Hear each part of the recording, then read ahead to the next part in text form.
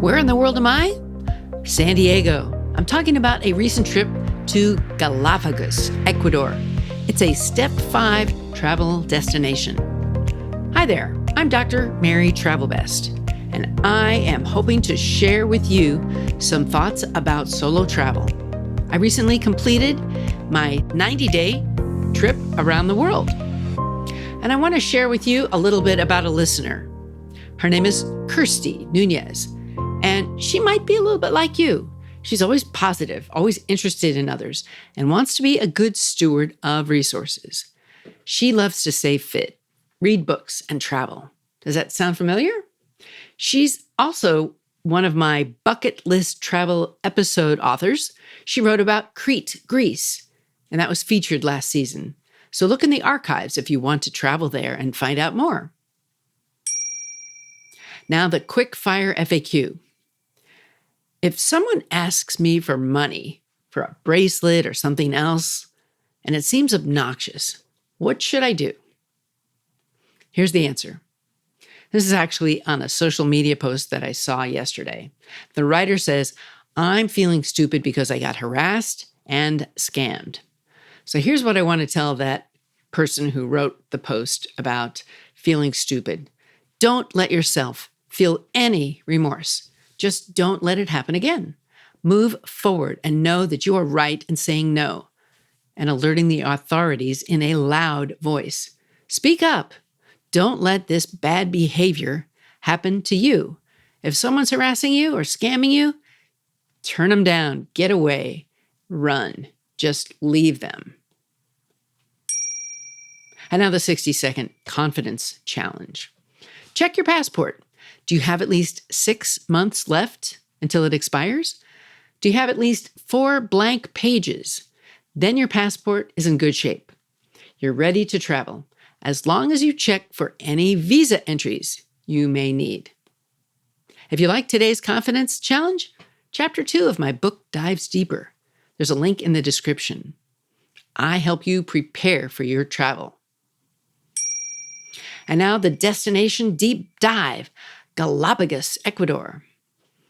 So, Galapagos means nature to most people. I think about Charles Darwin all the time. The sights of wild animals, especially those near the ocean, they fill my mind with beauty and a feeling of freshness. One example of my trip, my hotel was located near a flamingo habitat. They were there every day. Nearly any time of the day I walked by, I could go there and just watch them and smile. Sometimes there were 5 or 6 of them, just standing there, lovely and especially memorable. So how much does it cost to go to Galapagos? It's expensive. You can go the highway and you can book a guided tour for a few or even several $1,000s if you want to have it all planned out for you. And this is what several people I know did. And it was a great trip. I made my trip around the world on a lower budget, which meant I experienced some travel hiccups and disappointments, but I owned up to them and learned from them. Now, if you're a Step 5 traveler, you'll manage fine. The more advanced you are, the more you can accomplish on your own. My flights from Quito, Ecuador, were under $200 each way. To exit the airport in Galapagos, you need $200 US cash. Plus, you have to pay a fee at the Quito airport before you leave. It's only $20 though. Now, hotels, those rates are going to vary from low end to much, much higher ends, anywhere from $100 on up, depending on what you want. Taxis, however, are abundant and they're not expensive. You probably won't be renting a car, though. Now, is it safe? I believe it's a safe country. I found no issues of any kind regarding safety. I didn't go out at night, though. I was an early riser, rising with the sun, and I went to sleep early each day to get the most out of my daytime experience. What about mobility?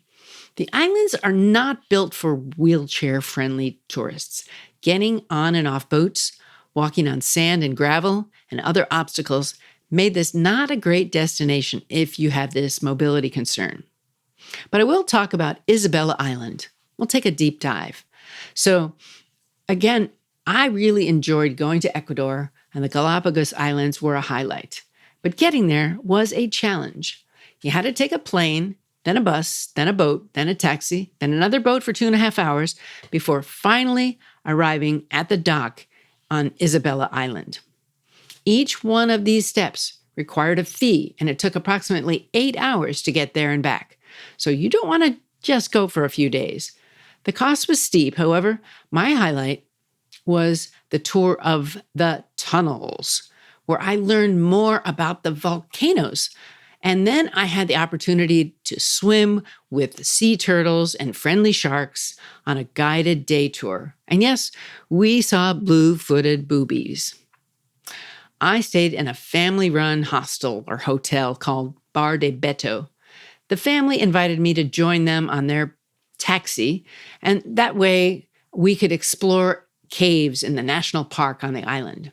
We also explored several other parts of the island that I never would have seen on my own. My island, yes, it was Isabella.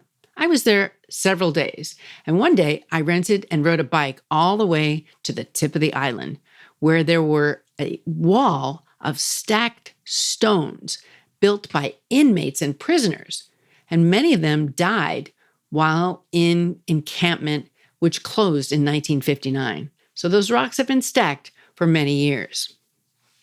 I also went swimming along the beach there, and I got bitten by a few wasps. My last day, I woke up very early waiting for my taxi, but it didn't come. I might have been a little early, but I walked from the hotel to the dock about a mile, and I did get lost. Again, it was dark. There was nobody to ask for directions, and it was so early that it started off my day poorly, but after that, it got better. And now, here's my smart move and slip up. Is the bus or the taxi the best choice? When I was in Galapagos, I just landed and didn't know the answer. I slipped up and chose the cheap alternative, the bus. However, in Galapagos, no buses were running at that time, only taxis. And I figured this out after I paid for the bus. And they just said, just wait here. It was basically an outdoor boat arrival depot. It was chaotic. There were people rushing around all over the place, and I needed to get to the other side of the island to catch a ferry. I still needed to buy a seat ticket to Isabella Island, and there was only one boat going there today. My timing was critical. So after I bought this bus ticket, I found that I'm not going to take the bus. So I searched out and tried to find another traveler who wanted to go with me on a taxi. I did find a woman. She ended up not paying her share, so I had to make up the difference. But later I found the bus never did run. So it was the best choice. I made the boat and everything went smooth. And now, my 60-second confidence challenge. This is about daily morning and evening stretches. Are you making your habits count? What's the first thing you do in the morning? At night? Before bed? Do you stretch? This could be a very good habit to work on this week. Your body will tell you so. And now, lastly, the resources roundup. Here's a free tool I use for finding airline deals, Skyscanner. It also has hotels and car rentals. It works best if you plug in a one-way trip from your home city to everywhere, and then you will find some great deals. Now, even if you don't go, it is still fun to dream. Check my guidebook series for more tips on saving time, money, and getting more adventure in your prime years. What's on your travel bucket list? Tell the doctor and her team of women who travel the world seeking the very best. Dr. Travel Best, that is.